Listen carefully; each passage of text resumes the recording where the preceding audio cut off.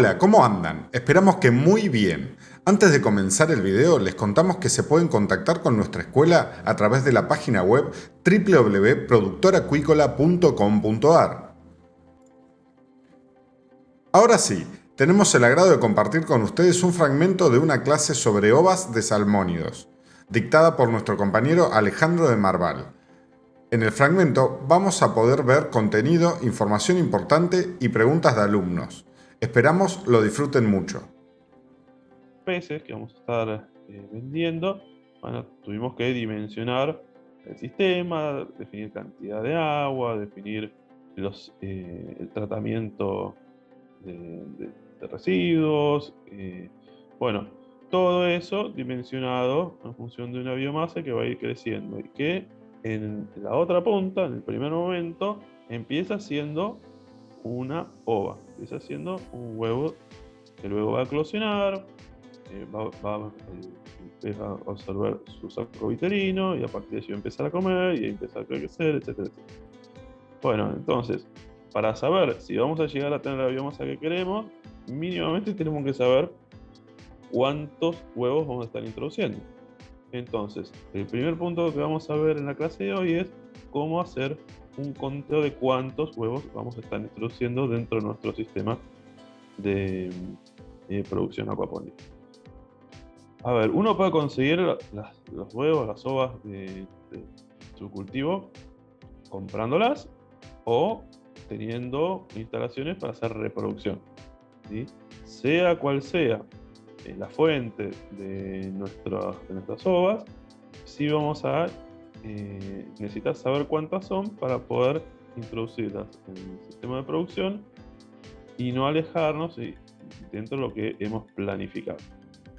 Bueno, ese es el sentido de hacer ese primer control, ¿sí? Por supuesto, si vamos a comprar, también nos sirve para saber que estamos pagando lo que realmente compramos, que nos han vendido de menos,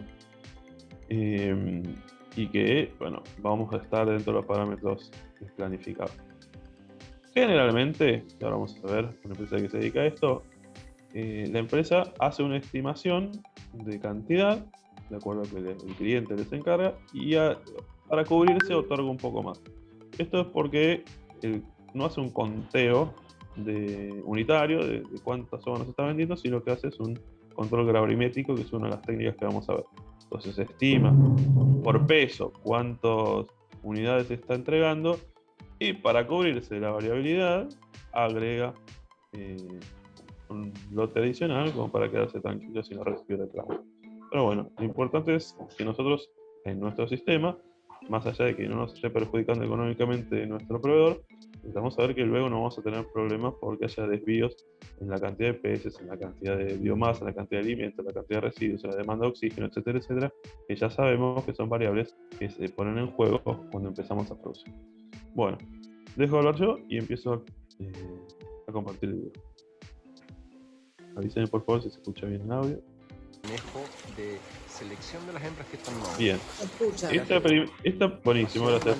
Este primer procedimiento es básicamente la selección, el palpado y la selección de las hembras que ya están con ovas para hacer la extracción. En una solución de anestesia. Bien. El segundo paso es anestesiar la hembra. ¿Por qué? A diferencia de otras variedades como la tilapia, que no sufre el estrés por el manejo, la trucha sí lo sufre. O sea, la trucha se estresa mucho cuando la queremos agarrar, la queremos manipular y puede llegar a morir.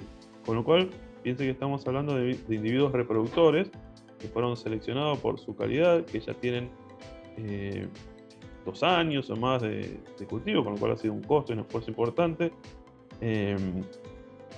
Con lo cual queremos cuidarlas todo lo posible. Además, a ver, ¿por qué es tan importante el cuidado del reproductor? En el caso de la trucha especialmente. La tilapia, dijimos recién, es una especie que tempranamente empieza a producir huevos, hembras aún por debajo de su tamaño final, o sea, son individuos que ya son aptos para la reproducción. Y se reproducen muy frecuentemente. O sea, cada 26 días ya están desobando. La trucha no. La trucha tarda más en llegar a la edad de reproducción. Y la trucha desova una sola vez por año. Con lo cual tiene una dificultad adicional. Porque si yo quisiera hacer un cultivo que me asegure que todos los meses voy a entregar peces, necesito introducir huevos todos los meses. Y si quisiera hacer un flujo continuo para asegurar peces del mismo tamaño todos los meses. Entonces, ¿cómo hacemos eso con las truchas? Bueno, estas empresas que se especializaron en la genética, en la reproducción de truchas, en la provisión de huevos de trucha, han trabajado lo que se denomina fotoperíodo y lo que se denomina selección natural. Entonces, combinando esas dos técnicas, lograron que truchas que naturalmente van a desovar en el hemisferio sur entre mayo y junio, crean que están en el hemisferio norte. Entonces, ya con esa gestión de la luz, logran que las truchas que desovarían solamente en una época del año en un hemisferio puedan tener una partida, es un grupo separado por supuesto, de truchas que puedan desovar a los 6 meses. Entonces, a contraestación.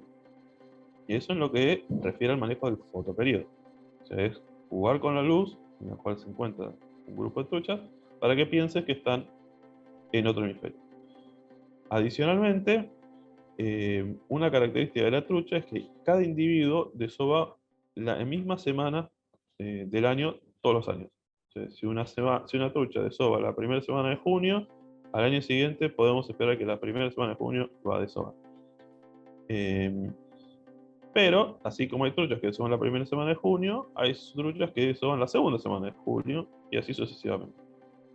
Fueron seleccionando a aquellas, individualizando, ¿no?, aquellas truchas que desovaban en distintas semanas, y lograron entonces armar un esquema de desoves que les abarca todo el año, las 52 semanas, ¿sí?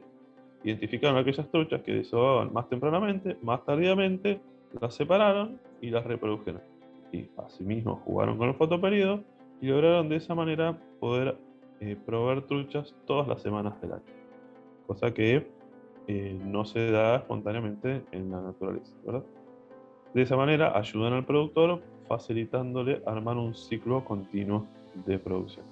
Bueno, por eso entonces imagínense el esfuerzo y el tiempo que llevó lograr armar una cadena de abastecimiento de ovas permanente. Bueno, el costo y el esfuerzo que ha involucrado en cada uno de estos animales. Y por eso el cuidado en su manejo, en este caso a la hora de hacer el ordeñe, tener un proceso de anestesia evita el riesgo de que se muera el individuo por esto. Bueno, continúo. Es una hembra que ya está ovulada, ahí se puede ver como claramente se produjo una expulsión de huevos con una leve presión en la barriga de la hembra. Bueno, vieron cómo era el manejo, ¿no?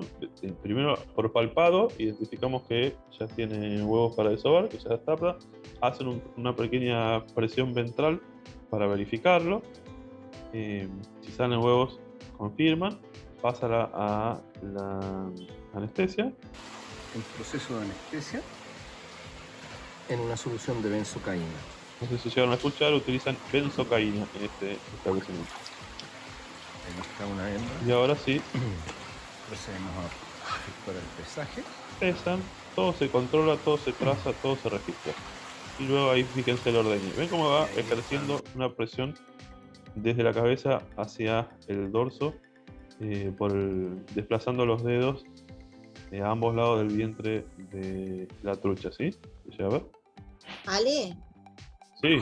sí, se llega a ver. ¿Sabes qué? Si podés, ahí estoy viendo que desde el YouTube tenés muy bajo el volumen, porque se escucha, pero se escucha bien bajito. Si podés subir sí. un poquitito más, ahí está, perfecto. A ver, díganme si lo mejor. Excelente. Posteriormente Se efectúa el muestreo, Bien. el marcaje. Nuevamente, como les con decía, un auto- en este caso sería una marca y eso se registra. De esa manera pueden ofrecerle trazabilidad a sus clientes y saber de qué individuo y cuál es la historia de ese individuo van a ser las SOAs que le van a estar entregando. Al mismo tiempo, hay un proceso de control sanitario para evitar transferir patologías de un establecimiento a otro, de un país a otro. Eso se hace por una extracción de una pequeña muestra de las agallas, por supuesto se extrae, se cauteliza para evitar que haya sangrado, ¿verdad? De hecho, yo les cuento, yo hablé con el propietario de esta empresa porque quería comprarle truchas para mi proyecto, bobas de truchas para mi proyecto. Sin embargo, no es posible porque Argentina tiene una barrera sanitaria para salmónidos con Chile. Pues hay patologías que se desarrollan allá que Argentina no tiene, que está libre de esas patologías. Total en el opérculo. Bien, ahí está el proceso de marcado. Ahí está, la hembra marcada. Posteriormente se hace el muestreo de branquia.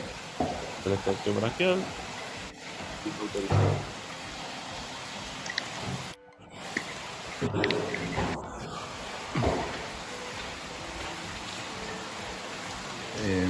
Aquí se encuentra trabajando el personal del laboratorio autorizado por el Servicio Nacional de Pesca para efectuar las muestras, en este caso el laboratorio Pharma Analytics, con sus veterinarios. Fíjense el equipamiento, todos los elementos de protección para evitar contaminación que tienen los laboratoristas.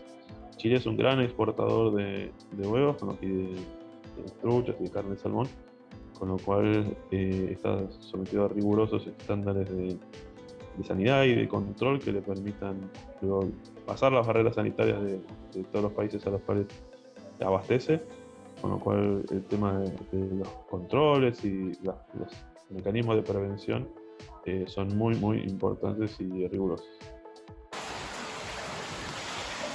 Y se muestra también fluido ovárico para fluido ovárico, la determinación de presencia o no de BKD, virus IBM y virus ISA.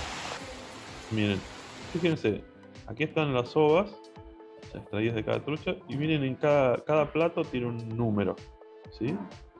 Corresponde a una trucha individual o a una tríada. A veces se combinan tres individuos por lote, digamos. Pero ¿esto para qué sirve? Bueno, justamente para el concepto de trazabilidad que les mencionaba, ¿no? Y control sanitario, para que cada cliente sepa su ova de qué línea genética viene y en caso de tener un problema, para poder identificar en dónde estuvo el problema y resolverlo lo más tempranamente posible. O si llegado al caso, si hay que eliminarlo, se elimina solo el lote y no se tiene que eliminar todo el cultivo. Aquí hay Ale, un stock Sí, de OA. tenemos Sí, una sí. consulta de Noemí, Sí. que viendo la trucha fuera del agua consulta, ¿cuánto tiempo puede vivir fuera del agua? No, muy poquito, muy poquito. La trucha es muy sensible al oxígeno, con lo cual el procedimiento tiene que ser lo más rápido posible. Recién desovadas, previo a la fertilización.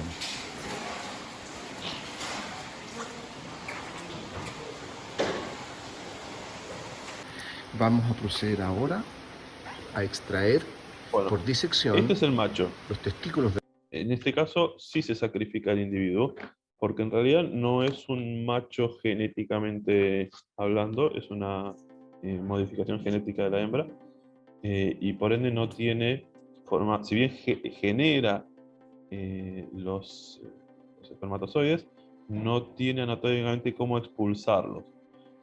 Por eso se sacrifica el animal y se hace una extracción mediante el procedimiento quirúrgico que estamos viendo.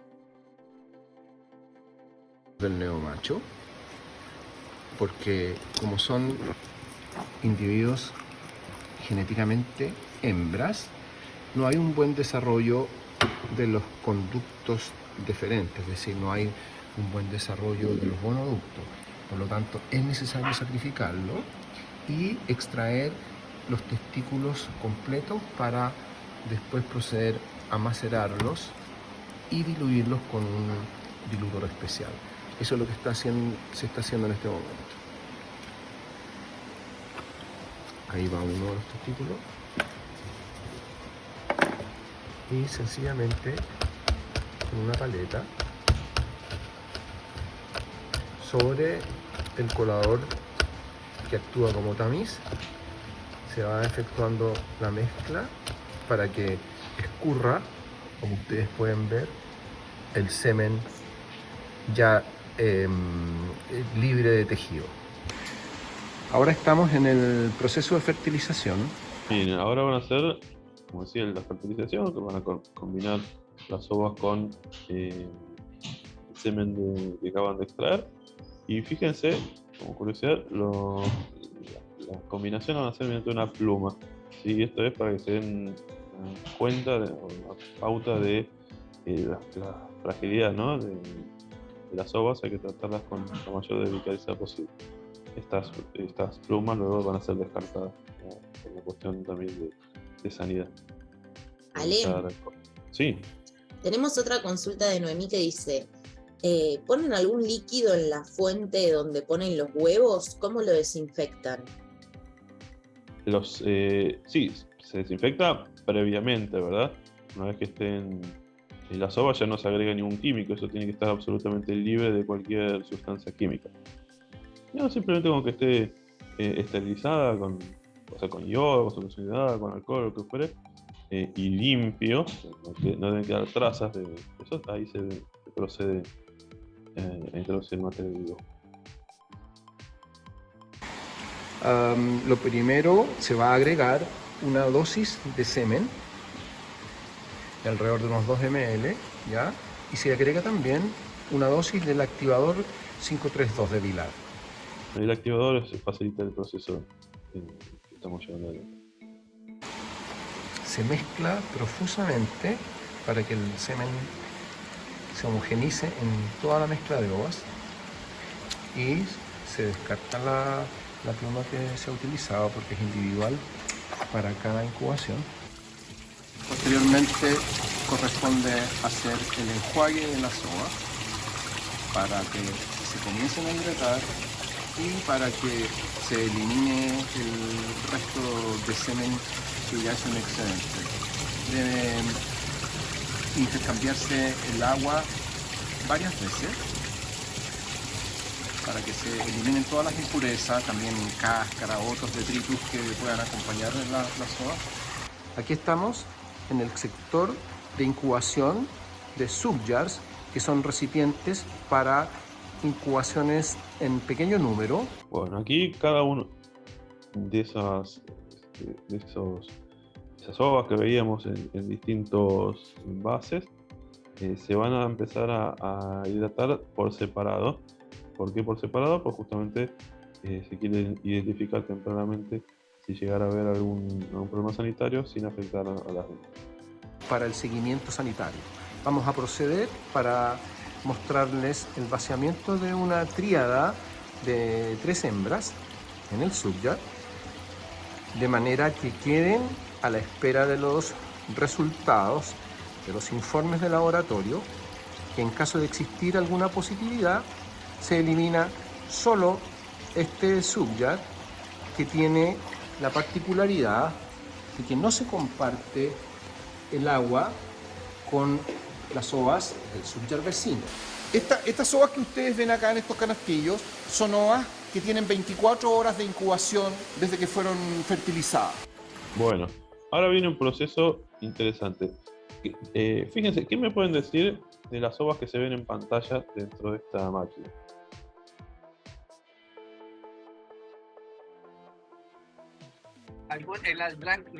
Profesor Alejandro, los que son puntos blancos son ovas muertas que toca sacar cuando hacen. Exactamente. Fíjense, tenemos ovas de 2 colores. Las más naranjitas y unas ya más blancas, ¿sí?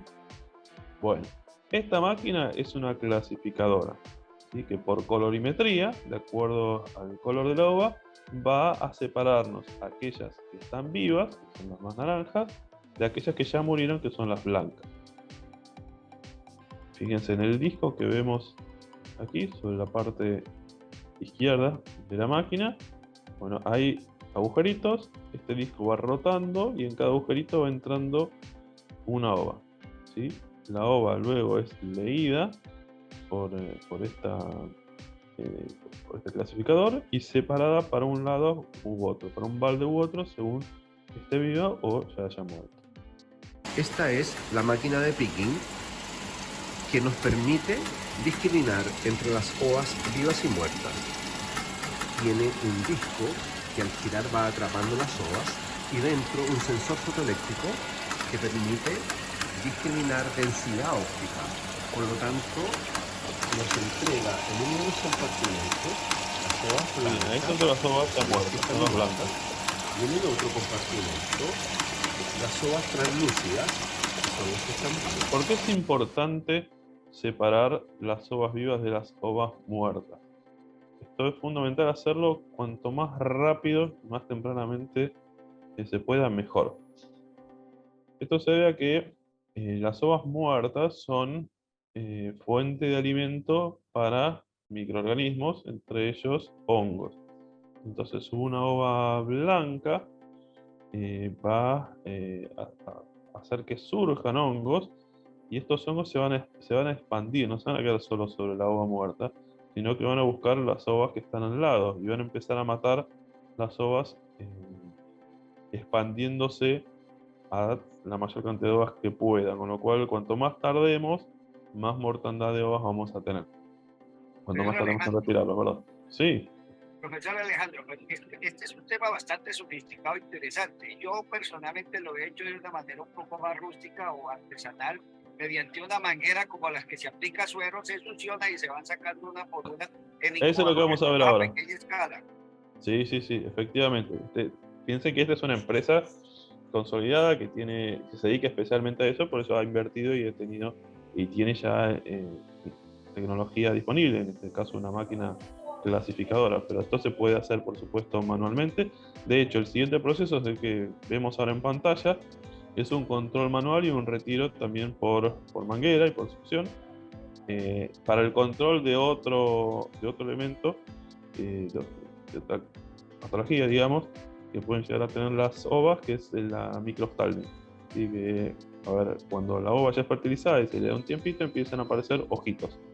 ¿Sí? Esos ojitos pueden ser normales y eso predice que el individuo, la trucha que va a surgir, va a ser una trucha sana, que va a crecer y va a desarrollarse como se espera. Pero hay otras que tienen algunas patologías que, por ejemplo, tienen los ojitos más chiquitos, o tienen uno, no tienen los dos ojitos, y eso ya nos anticipa que eso va a ser una trucha que no va a ser viable, que en algún momento va a fallecer, no va a crecer, con lo cual se la identifica también tempranamente y se la retira. Vamos a ver, creo que vos te referís a esta máquina. Vamos a ponerlo. Ellos en este momento justamente están en un proceso en el que aspiración ovas que científica, ya visualmente. llegaron a una etapa de incubación avanzada, que ya tienen el desarrollo del embrión con lo que se llama el estado de ojos. Bien. Con los ojos pigmentados ya se pueden manejar. ¿Ven los ojitos? ¿Ven bien nítidamente definidos? Tiene 2 por ova. Bueno, hay que identificar a aquellos que no cumplan con esta condición. Se pueden cuantificar y sobre todo hay que hacer al final un proceso de selección de calidad que implica eliminar los inviables. Voy a poner el ejemplo. Mira, ahora nos va a mostrar un ejemplo de ovas Estas ovas que no sean viables. están en estado de ojos correcto, está su ojito bien desarrollado, bien pigmentado. Pero vamos En a ver los cambio, que en descartaron. este caso, todo esto que se está eliminando Muertas, pero también algunas son o que se pusieron blancas porque se coaguló el vitelo, o que el ojo es insuficiente, es lo que llamamos microftalmia. bien. ¿Ven ahí en pantalla como tiene un ojito chiquito y otro que prácticamente no se ha desarrollado? Esa trucha, si la dejamos, puede llegar a eclosionar, pero probablemente muera tempranamente.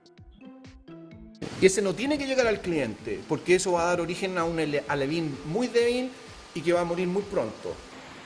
el día en que se despachan las ovas desde nuestro plantel y que efectuaremos el embalaje de ellas en forma previa, deben ser desinfectadas.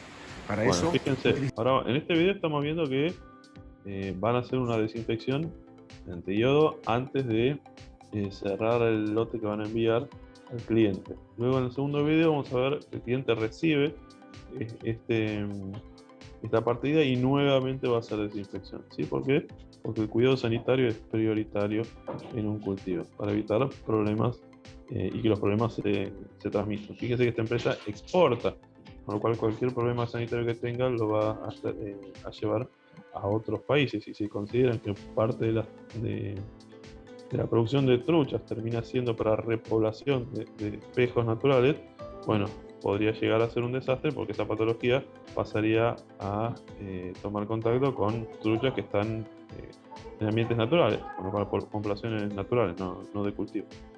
Bien, por eso siempre es muy importante cuidar la sanidad. A través de la calidad del agua, como siempre nos enseña Eduardo, y a través de evitar patologías mediante la desinfección de las ovas cuando las recibamos y de todo el instrumental que utilicemos. utilizamos un producto yodado, un yodóforo, en este caso el producto Aquayodo del laboratorio Better Química. Se debe usar una solución con una concentración de 100 ppm por un lapso de 10 minutos. Una solución de yodo. Estamos aquí con Darío Avendaño, nuestro asistente de producción, y él nos va a mostrar cómo se efectúa el proceso.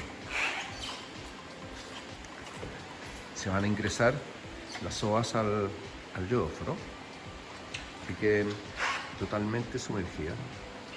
Este baño, como les decía, debe durar aproximadamente 10 minutos. Y ahí nosotros ponemos un cronómetro para llevar el control de este proceso. Bueno, ahora ya están las truchas listas para salir al cliente. Previo a Van a comenzar embalar. el embalaje. Entonces, ¿cuántas truchas van a embalar? A ver si les puedo compartir, hago un paréntesis. Tengo el material aquí. Quiero mostrar cómo es una tabla de pedido de ovas de trucha. No tengo en otro dispositivo. Bueno, en un instante ya se los voy a localizar. Les quiero mostrar qué es lo que nos pide un proveedor, perdón, un hatchery de ovas, un vendedor de ovas, para comprar. Para que le compremos ovas. Ya se conectó el dispositivo. Y no lo vamos a hacer después de.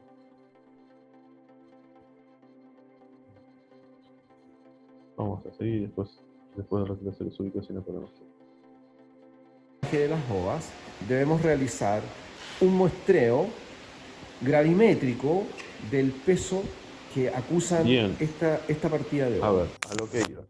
Entonces, le encargamos una cantidad de ovas. O sea, nosotros encargamos cantidad de ovas, número de huevos, ¿sí? Porque vamos a tener número de peces. No encargamos ni volumen de ovas, ni kilogramos de ovas. Entonces, ¿cómo hacen ellos para saber, fíjense, la cantidad de ovas que hay ahí dentro, para saber cuántas nos van a estar entregando? Bueno, hay distintas técnicas y es justamente uno de los temas que vamos a ver a continuación en la clase más. Bueno, hasta acá compartimos este fragmento de la clase. Esperamos les haya gustado. Recuerden que este fragmento es parte de una clase completa de nuestro diplomado. Repetimos que se pueden contactar con nosotros a través de la página web www.productoracuicola.com.ar. Los invitamos a suscribirse a nuestro canal de YouTube y apretar en la campanita para que cada vez que subimos contenido los notifiquen. La comunidad está creciendo y eso nos motiva para seguir creando contenido. Nos vemos en el próximo video. Muchas gracias.